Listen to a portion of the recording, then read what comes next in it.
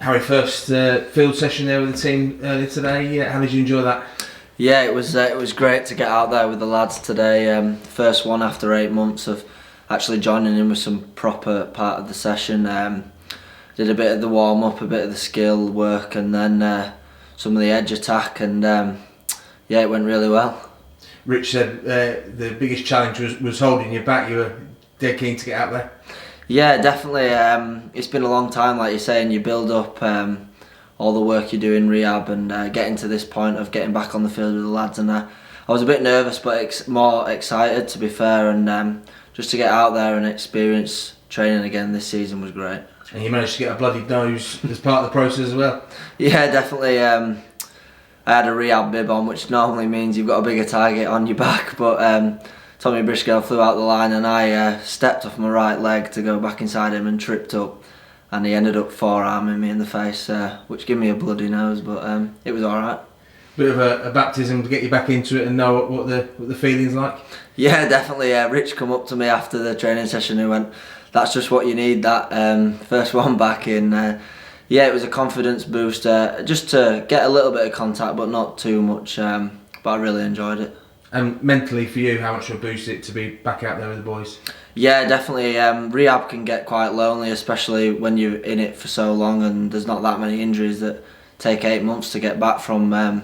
But to be out there with the lads today and just get that feel for training again, and the buzz around the place was great.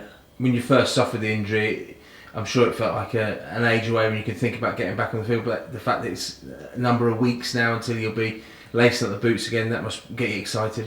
Yeah, definitely. So I've got my final scan in 2 weeks on Monday, and providing that's all clear, then I've got the go-ahead to go back into full contact, and that'll just be about building it up, and when I'm right I'll be ready to play then. But after today's session I felt really sharp out there and didn't feel too far behind, so over the next coming weeks I reckon I'll be close to coming to playing again. And you've been doing lots of extras as well to get you up to speed on all sides of the game as well. Yeah, definitely. I've just had a wrestle session with Zane, just on his knees to start with, just doing a load of learning. He's obviously played in the NRL and experienced a lot of combat sessions over there, and just learning some techniques that I didn't know before, because that was something I wanted to work on. Coming back from my injury was the defensive part of my game, and learning from Zane, and one of the best defensive players I think in the league. I don't think you can go much wrong with that.